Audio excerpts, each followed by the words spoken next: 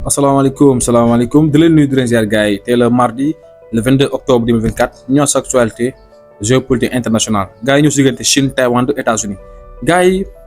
gis nañ ay avions chasseurs américains ak ay avions chasseurs yu canadiens dañ doon daw di naaw diggante Chine ak Taïwan maanaam ba ñu gisee que Chine mi ngi def ay exercice militaire si géej gi ñu bëri yaakaar ni que Chine dafay préparer pour attaquer Taïwan. moo tax États-Unis ak Canada nga xamante ni ay alliés Taïwan lañu dañuy jàppale Taïwan dañuy maanaam renforcer Taïwan ñu ne bis bu Chine attaqué Taïwan États-Unis mooy nekk si kaw défendre Taïwan te États-Unis aussi ne dina attaqué Chine kon États-Unis seen avion ñu ngi foofu si territoire bi nga xamante ni ñoom li fa xaw sa ñoon new si diggante Chine ak Taïwan la mais États-Unis ñoo dugg si diggante bi naan aussi dafay naawal ay avion di jéem a vérifier di jéem a def ay patrouille si territoire bi gars yi mu nekk coow lu yàgg nga xamante ni Chine nee na Taïwan moomelam la te bu ñu xoolee histoire Chine dëgg la Chine moom Taïwan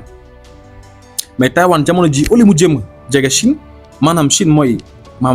bon mën na ko jàppee Chine mooy maamam Chine mooy papam Chine dafa bokk si membre famille Taïwan bàyyi loolu naan dafay liggéey ak occidentaux yi mu nekk si benn trahison si ni ko Chine waay jàppee parce que mënoo am benn culture chinoise taxawaat bëgg yor jikkoy occidentaux maanaam di jëm a perdre sa valeur léegi nag Chine gis ni que occidentaux yi ñu ngi bëgg a jege Taïwan te bu occidentaux yi jegee Taïwan occidentaux yi dinañ am yoon pour attaquer Chine ndax Chine ak Taïwan solonteewuñu comme ni occidentaux yi bëggoon def Russie maanaam jege Ukraine pour am occasion éliminer Russie moo tax Poutine préparé teel a def guerre depuis 2008 Poutine mi ngi préparé armée pour attaquer occidentaux yi pour défendre boppam. défendre territoire am gars yi lu jar a bàyyi xel la coow li Chine Taïwan yàgg na ñun def nañ si ay vidéo andi si ay leeral wax leen lan moo jur coow li ñu ñoon encore si année 1945 1946 nga xamante ni Chine Chiang Kai-shek bon bokk na si dirigeant yi Chiang Kai-shek ak Mao Zedong Chiang Kai-shek demoon na ba chinois yi bëggatuñ ko daanaka si nguuru Chiang Kai-shek chinois yi dafa bëri woon corruption sàcc xaalis corruption xam nga Mao Zedong ñëw moom. baykat yu bëri jàppale Mao Zedong ñu ne Mao yokkat yow lañ jaakaar pour diriger Chine président Union soviétique kii di Staline wax na nee na Mao Zedong yow ak Chiang Kai-shek da ngeen di boole seen doole ngeen liggéey ba defar Chine mais gis nañ que Chiang Kai-shek ak Mao Zedong mënuñoo juboo coow li am jàppante am Chiang Kai-shek daw génn Chine dem toog Taïwan kon dirigeant Chiang Kai-shek moo xam ne que man amatuma place Chine kon xam nga daw dem toog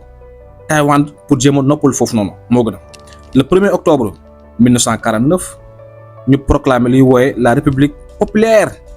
de Chine Mao Zedong annoncé ko mu ne léegi Chine République populaire la ba nga xamante ni occidentaux yi dàq na leen Mao Zedong commencé di nationaliser ay entreprises étrangères kon gars yi mu nekk li nga xamante ni bon yàgg nañ ko waxtaanee loolu mooy essentiel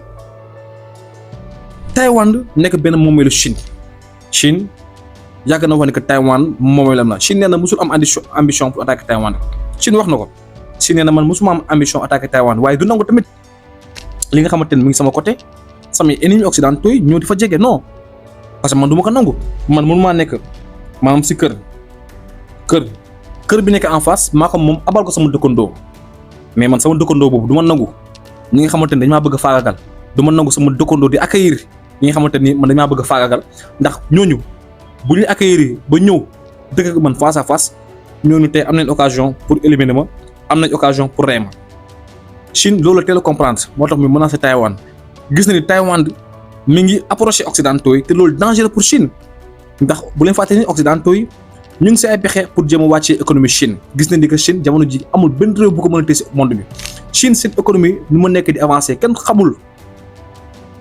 xamul lu mu toll Chine seen économie jamono ji parce que lu muy accéléré kenn xamul lu mu toll ba pare jamono ji ma wax ak yéen depuis temps booy ba léegi nag tubaab bi dañu yàgg a gëmloo ko produit chinois ay produits yu bon la des fois nga gis ay produits yu bon ñu bind si made in China yàq deru Chine pour ñoom lu bon Chine lañ koy defaree même boo xoolee suñu maire sax bu dee matériel bi baaxul dañ naan lii kat baaxul li chinois la baaxul lépp ay xeetu diabolisation la. pour jëm a toroxal deru Chine pour jëm a saltel image Chine pour jëm a maanaam yàq deru chinois yi moo tax nga dégg yenn produit yu bon yi ñu ne li koy baaxul li chinois la produit bi baaxul produit chinois la temps booy ba léegi nag loolu ñu gëmloo gis nga tubaab bi du ñu yàqee xelu nit ñi gis nga tubaab bi du ñu yàqee si mentalité te pourtant produit yi gën a baax si monde bi chinois ñoo koy defar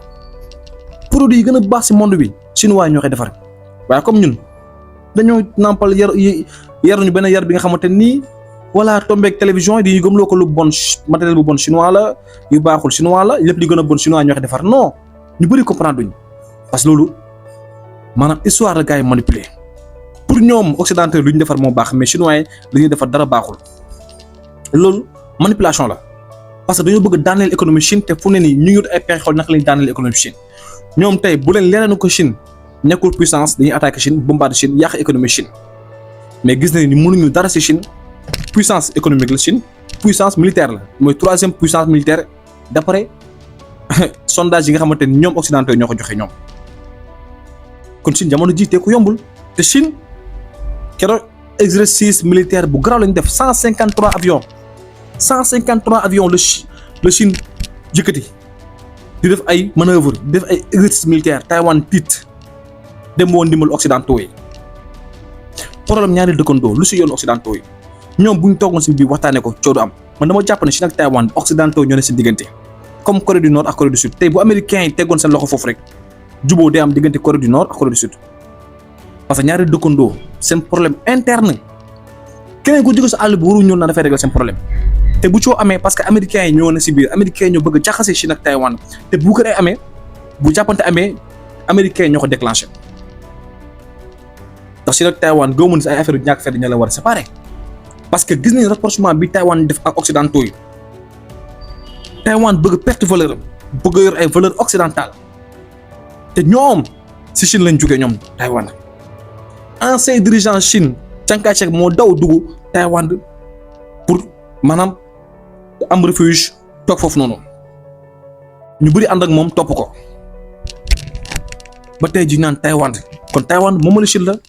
Taïwan occidentaux yi moom ñu ko mais occidentaux yi ñoo bëgg a jël Taïwan def ko seen moomeelu bopp utiliser ko imposer ñoom seen politique foofu noonu pour mën a déstabiliser Chine moo tax Chine nee na loolu du ko mës a nangu